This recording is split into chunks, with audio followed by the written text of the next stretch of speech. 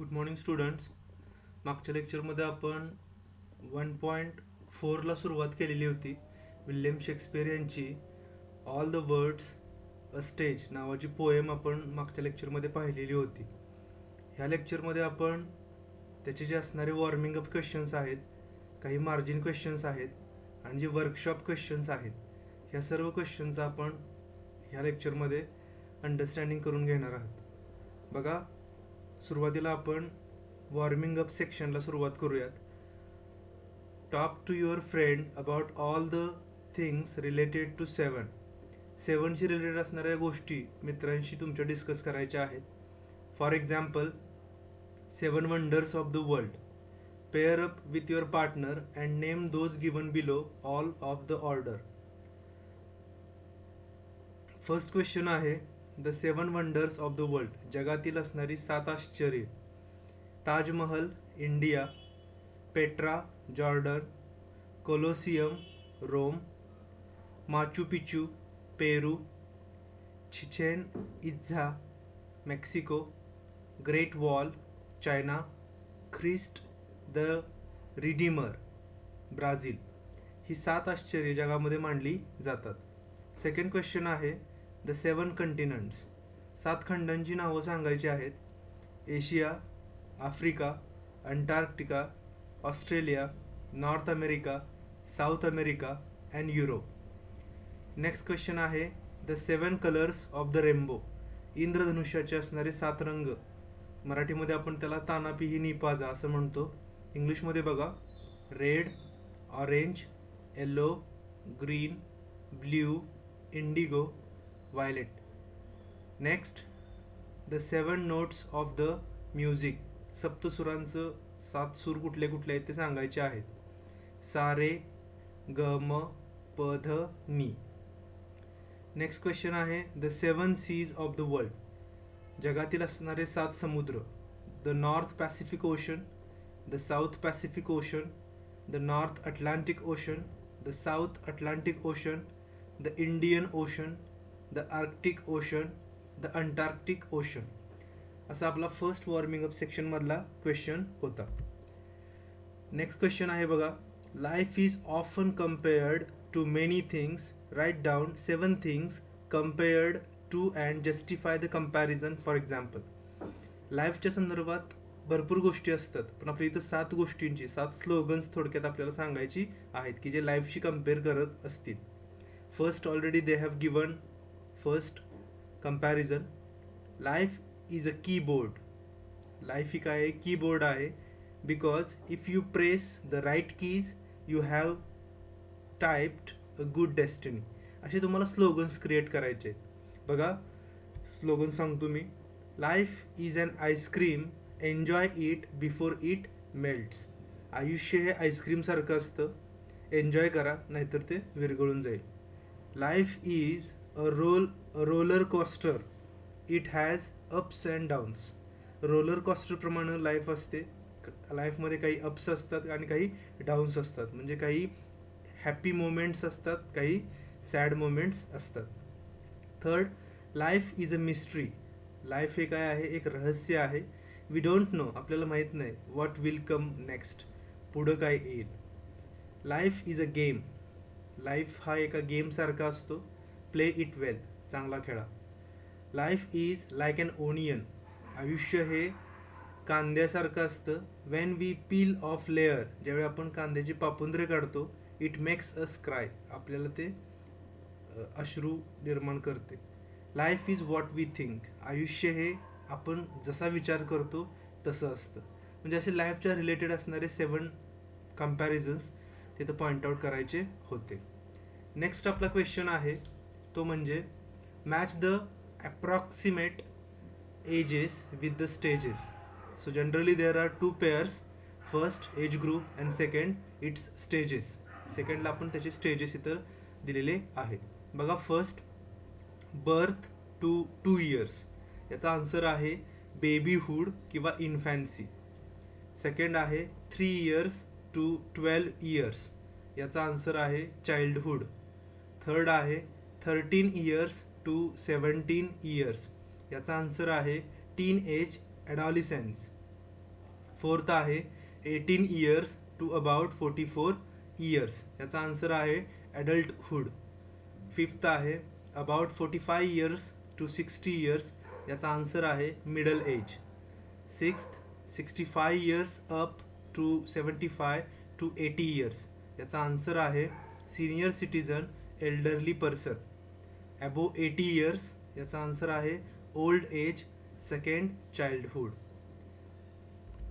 Next आपला question आहे ते मार्जिन क्वेश्चन्स आहेत. मार्जिनमध्ये फर्स्ट आपला क्वेश्चन आहे what do exits and entrances refer to, याचा आन्सर आहे exits and entrances refer to birth and death respectively. म्हणजेच काय तर एक्झिट्स आणि एंट्रान्सेस हा पोएममध्ये जे वर्ड्स आलेले आहेत ते काय रेफर करतात, असा हा क्वेश्चन होता. नेक्स्ट आहे margin question Y is reputation like a bubble, reputation हे बबल सारखं का असतं. आन्सर आहे reputation is just like a bubble because it is very delicate and can burst any time. Means reputation is uncertain and keeps changing according to the situations and circumstances. It is as short lived as bubble is. Next margin question आहे आपला what is the major difference noticed in the fifth and sixth stage of life. याचा answer आहे the main difference is that in the fifth stage of human being, man becomes of a justice. He is fat like a chicken and flesh is bulging out of his vest. His beard is of a formal cut. He is full of wise sayings and examples of modern life. In the sixth stage, he is a weak, thin old man. He looks funny in his loose clothes. His manly voice turned into treble voice. So this is the answer of this margin question. Next बघा English workshop. त्यातला first question आहे आपला read the words in given clouds match them with what they refers. दोन clouds दिलेले आहेत, दोन circles आहेत आणि त्या क्लाउड्समधले आपल्याला मॅच द पेअर्स करायच्या आहेत. बघा stage like a life. Characters कोण आहेत characters roles played by human beings. This is the answer. Script story of life. Dialogues conversation. Entry birth आणि एक्झिट डेथ. सो हे खूप इम्पॉर्टंट आहे. नेक्स्ट आपला क्वेश्चन आहे read the poem carefully and complete the following table. Ages of man 7 stages दिलेले आहेत human बिईंगच्या लाईफमधले, त्याचे role कुठले कुठले आहेत आणि क्वालिटीज किंवा ॲक्शन्स तिथं आपल्याला पॉईंट आउट करायचे आहेत. बघा फर्स्ट रोल आहे इन्फॅन्ट. त्याची क्वालिटीज किंवा ॲक्शन्स आहेत डिपेंडंट, ओमिटिंग आणि मेवलिंग. सेकंड रोल आहे स्कूल बॉय. त्याचं जर ॲक्शन्स किंवा क्वालिटीज आहेत face shining, unhappy, whining, unwilling to go to school. Third role आहे लवर. क्वालिटीज आणि actions sad, sighing, singing sad poem. Fourth आहे सोल्जर. क्वालिटीज किंवा ॲक्शन्स आहेत active, jealous, quick tempered, unusual promises, quarrels, faces, dangers. Fifth stage आहे जज. Experienced, fat, serious, fatting carelessly, giving advices. Sixth आहे elderly person. Qualities आहेत लीन, weak, wearing spectacles, talk in weak voice. And the last role आहे very old man. त्याचा answer आहे very weak, dependent, becomes child once again. Next आपला question आहे बघा right down in your own words the differences between the following a man's life. Second stage and fourth stage. Second stage his face shines, unhappy, whining, and unwilling to go to school. Fourth स्टेजमध्ये काय होतं, active असतो तो, quick tempered, bearded like a pard, does unusual promises, quarrels and faces danger for bubble reputation. Third stage आणि fifth stage. Third स्टेजमध्ये he looks sad, sighing and singing a sad song for his beloved person. Fifth स्टेजमध्ये experienced, fat, serious, having formal beard, eating carelessly, giving advices and modern examples. First stage and seventh स्टेजमध्ये कसा असतो तो, first स्टेजमध्ये बघा dependent असतो, frightened, mewling and puking. Seventh स्टेजमध्ये तो weak and thin, dependent, he senses do not work properly, becomes helpless and behaves like a baby or child. Next question आहे आपला, pick out lines that contain imagery. Imagery is one of the figure of speech. Imagery हा figure of speech content करणाऱ्या पोएममधल्या असणाऱ्या lines आपल्याला इथं लिहायच्या आहेत. बघा, school boy second stage. The whining school boy with his satchel and shining morning face creeping like snail unwillingly to go to school. Soldiers fourth stage. Full of strange oaths and bearded like pard, jealous in honor, sudden and quick in quarrel. Judge fifth stage. In fair round belly, with good cap on lined, with eyes severe and beard of formal cut. Senior citizen sixth stage. His youthful horse well saved in a world too wide for his shrunk shank. Next आहे बघा question, think and write and answer on your own words.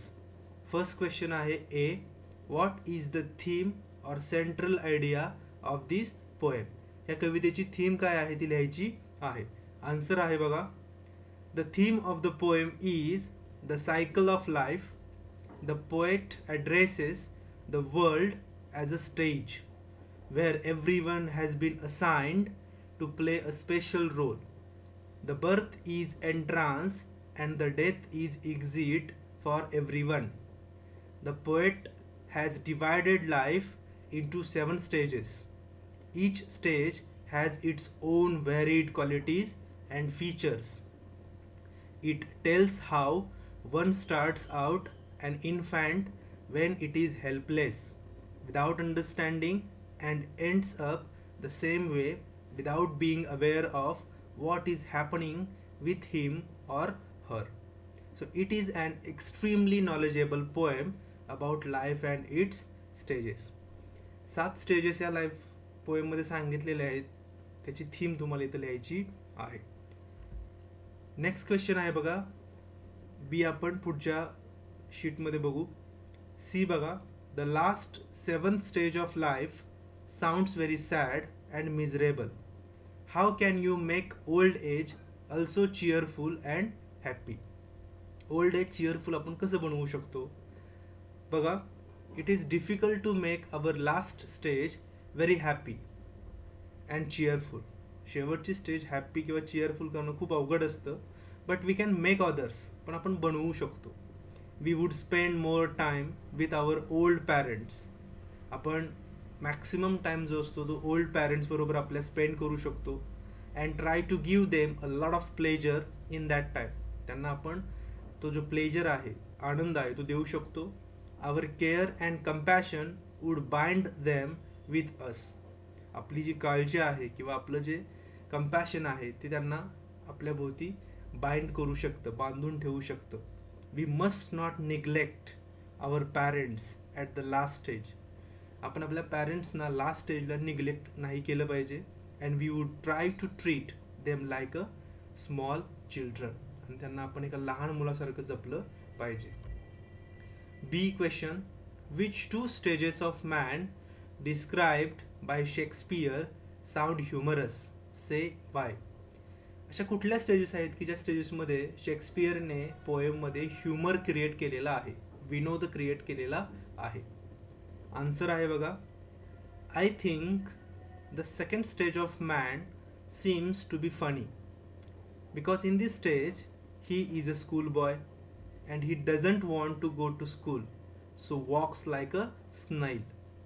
And the other stage is sixth stage, in which he becomes old and his youth has been lost. He becomes thin and his skin hangs around loose. His manly voice turned into treble voice. He is made fun by people. So this is the answer of this question. Next question आहे आपला तो, the poem is entirely metaphorical. ही जी poem आहे ती entire सगळी कविता जी आहे अख्खी ती कविता मेटाफरने भरलेली आहे. So pick out the comparisons from the poem. पोएममधून ते जे कंपॅरिझन्स आहेत ते आपल्याला काय करायचे आहेत, पिकआउट्स करायचे आहेत. वर्ल्डसाठी स्टेज हा वर्ड आलेला आहे की जो कम्पेअर करतोय वर्ल्डशी. ॲक्टर्स प्लेयर्स हा वर्ड कम्पेअर करतोय. बर्थ अँड डेथ यासाठी एंट्रान्स अँड एक्झिट आहे. स्कूल बॉयसाठी स्नैल आहे, गोगलगाय. द लवर्स साय यासाठी फर्नेस आहे. Spotted leopard bearded soldier. आणि लास्ट स्टेज किंवा ओल्ड एज यासाठी आहे लास्ट सीन, माणसाच्या आयुष्यातला असणारा शेवटचा सीन. नेक्स्ट आहे बघा, this question is related with figures of speech. Figures of स्पीचशी रिलेटेड असणारा हा क्वेश्चन आहे. सिमिली आपल्याला माहीतच आहे, सिमिलीमध्ये लाईक आणि ॲज असे काही वर्ड्स आलेले असतात. क्रिपिंग लाईक स्नेल, लाईक हा वर्ड आहे. बियर्डेड लाईक द पार्ट, हे दोन पोएममध्ये आलेले simile figure of speech indicate करणारे पार्ट्स आहेत. सेकंड, ओनोमॅटोपोइया. आता ओनोमॅटोपोइया याच्यामध्ये एखादी गोष्ट त्याच्या असणाऱ्या रिअल सिच्युएशनपेक्षा जास्त फुगवून सांगितली जाते. हवा करणे आपण म्हणतो बघा मराठीत, हवा करणे, एखाद्याची हवा केली जाते, तशा पद्धतीनं ओनोमॅटोपोइया हा फिगर ऑफ स्पीच होतो. Mewling and puking in the nurse's arms आणि then the whining school boy, हे जे दोन सेंटेन्सेस आहेत किंवा दोन लाईन्स आहेत पोएम्सच्या, त्या ओनोमॅटोपोइया इंडिकेट करतात. नेक्स्ट आहे ॲलिटरेशन. ॲलिटरेशनमध्ये काय होतं तर दोन अल्फाबेट असतात ते रिपीट झालेले असतात वर्ड्समध्ये. बघा, they have their exits and their entrances. E आणि ई हा रिपीट झालेला लेटर आहे. किंवा and one man in his time plays many parts, याच्यामध्ये पी जो अल्फाबेट आहे तो काय झालेला आहे, रिपीट झालेला आहे. प्लेज मधला पी आणि पार्ट्स मधला पी. मेटाफर, मेटाफरमध्ये पण कंपॅरिझन असतं बट ते सिमिलीसारखं नसतं. म्हणजे सिमिली या फिगर ऑफ स्पीचमध्ये लाईक असतो, ॲज असतो, पण मेटाफरमध्ये डायरेक्ट कंपॅरिझन असतं. दोन लाईन्स दिलेले आहेत बघा. All the words a stage, म्हणजे संपूर्ण जगच काय आहे, स्टेज आहे. आणि दुसरं कंपॅरिझन तिथे दिलेलं आहे, and all the men and women merely player, म्हणजे मेन आणि विमेन यांचं कंपॅरिझन डायरेक्ट प्लेयरशी केलेलं आहे. नेक्स्ट आहे इन्व्हर्जन. त्याचा एकच सेंटेन्स सापडतं पोएममध्ये, ते म्हणजे and one man in his time plays many roles किंवा पार्ट्स. आणि शेवट आहे ट्रान्सफर्ड इपिथम. याच्यामध्ये sighing like furnace with woeful ballad आणि into lean and slippered pantaloon असे दोन असणारे दिलेले आहेत. सो हे तुम्ही तिथं नोटबुकमध्ये किंवा तुमच्या टेक्स्टबुकमध्ये मेन्शन करायचे आहेत. एक्झामच्या दृष्टीने हे खूप इम्पॉर्टंट आहेत फिगर्स ऑफ स्पीच. याच्यावरती एक्झाममध्ये क्वेश्चन्स विचारले जातात. नेक्स्ट क्वेश्चन सुद्धा खूप इम्पॉर्टंट आहे. Read the poem again and write and appreciation of the poem in a format. पोएमचं ज्यावेळी तुम्ही ॲप्रिशिएशन करता त्यावेळी ॲप्रिसिएशन करताना काही पॉईंट्स खूप इम्पॉर्टंट असतात. एक म्हणजे ती पोएम, सेकंड त्या पोएमचा पोएट कोण आहे हे तुम्हाला माहिती असणं गरजेचं आहे. Third important thing rhyme scheme. Rhyme scheme पोएममध्ये कुठली आहे का ती फ्री वर्समध्ये आहे हे पण खूप इम्पॉर्टंट आहे. फोर्थ इम्पॉर्टंट पॉईंट आहे फिगर्स ऑफ स्पीच, त्या पोएममध्ये कुठले फिगर्स ऑफ स्पीच यूज केलेले आहेत ह्या पण गोष्टी खूप इम्पॉर्टंट आहेत. आणि लास्ट इम्पॉर्टंट पार्ट आहे तो म्हणजे थीम किंवा सेंट्रल आयडिया. त्या पोएमची असणारी सेंट्रल आयडिया तुम्हाला माहिती असली पाहिजे. बघा, आपण एक डेमो टाईप ॲप्रिसिएशन ऑफ पोएमचं घेतलेलं आहे, ते आपण रीड करूयात. All the words a stage. The poem all the words a stage is written by William Shakespeare. This poem is taken from his play As You Like It. ही कविता जी आहे ही William Shakespeare यांच्या as you like it नावाच्या असणाऱ्या प्लेमधून आपण घेतलेली आहे. And it is a monologue mode bye Jacob's, one of the characters from the play. The poem has study rhythm in each line but doesn't follow any rhyme scheme. अशी कुठलीच rhyme scheme इथं दिलेली नाही, म्हणून hence it is written in blank verse. त्यामुळे त्याला blank verse असं म्हणतात. The poet has used figures of speech such as alliteration, repetition and simile. या पोएममध्ये पोएटने 3 figures of speech point out केलेले आहेत. एक ॲलिटरेशन आहे, दुसरा रिपिटेशन आहे आणि थर्ड आहे तो सिमिली आहे. But he has mainly used metaphor, पण त्यांनी त्यामध्ये मेटाफरसुद्धा वापरलेला आहे. All the words a stage and all the men and women merely players. संपूर्ण जग हे एक स्टेज आहे आणि जी पुरुष आणि स्त्री आहेत ते एका प्लेयर्ससारखं आपल्या कॅरेक्टर वटवण्याचं काम करत असतात. In this line we can see the stage players have been compared directly with the world and actors respectively. The theme of the poem is the cycle of life. लाईफची सायकल ही त्या कवितेची theme आहे. Shakespeare addresses the world's a stage. शेक्सपियरने वर्ल्डला स्टेजचं रूप म्हणजे स्टेजचं कम्पेअर केलेलं आहे. वेअर की जिथं every one has been assigned to play a special role, की ज्या स्टेजवरती प्रत्येकजण एक स्पेशल रोल करत असतो. The birth is entrance. जन्म हा एंट्रान्स आहे. And the death is exit for every one. आणि जी डेथ आहे ती एक्झिट आहे. The poet has divided the life into 7 stages. पोएटने लाईफला 7 स्टेजेसमध्ये डिवाइड केलेला आहे. Each has its own varied qualities and featured. प्रत्येक स्टेज जी आहे ती एक वेगळी व्हरायटी क्वालिटी इंडिकेट करते.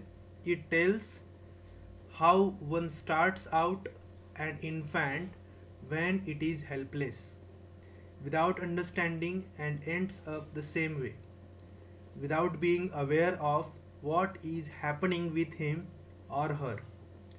The poem is extremely knowledgeable poem about life and its stages. So असं आपण कोणत्याही कवितेचं ॲप्रिसिएशन लिहू शकतो. त्याच्यामध्ये असणारे जे पॉईंट्स आहेत ते मगाशी मी तुम्हाला सांगितलेले आहेत. एक लक्षात घ्या, ज्यावेळी तुम्ही इंग्लिशचं कुठलाही टेक्स्ट किंवा कुठलीही पोएम ज्यावेळी स्टडी करता त्यावेळी 2 गोष्टी तुमच्याकडे खूप इम्पॉर्टंट आहेत. एक तुमच्या पुढं नोटबुक असलं पाहिजे आणि सेकंड इम्पॉर्टंट थिंग तुमचं टेक्स्टबुक पण तुमच्या समोर असलं पाहिजे.